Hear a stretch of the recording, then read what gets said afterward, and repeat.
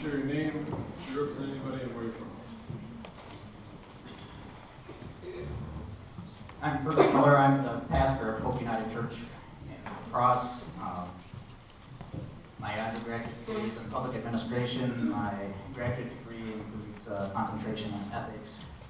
I'm grateful for this opportunity to speak. I'm going to organize my remarks around 3 points, and the first one is the ethics of public administration. The second is the ethics of the DNR mission statement, and the third is a way forward. I have, because of the reduction to 3 minutes, I've kind of crossed out much of my speech, but so the points are going to be briefer. The BNSF application, I think, presents a significant challenge to the DNR in their role as public administrators.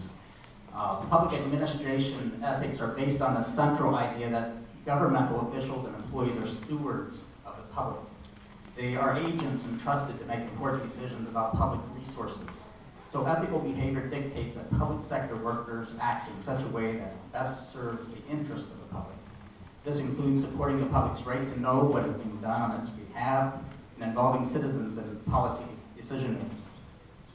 Right here, right now, for the rest of this hearing, I could stand here and feel proud and confident that we are participating in a public administration process that is honest, transparent, and guided by the highest of ethical standards.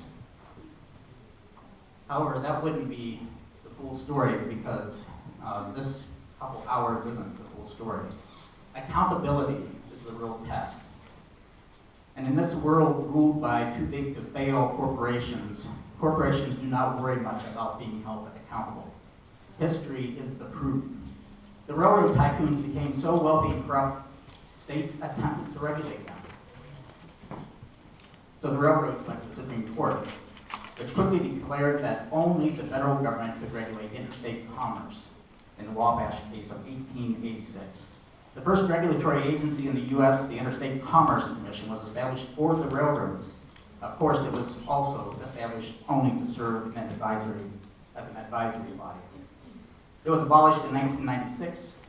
A couple months ago, I had the privilege of asking a Federal Railroad Administration official informally and after a meeting if they could hold the railroads accountable. His response, he chuckled. My second point is about the ethics of the DNR mission statement.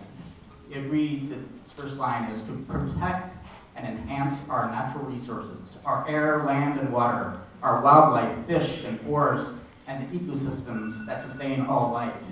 History has shown why we need an effective public agency to protect the ecosystem.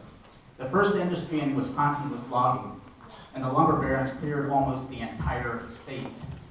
It was when clear cutting was being accelerated by the advent of the railroads that the first cry for conservation was issued in 1867.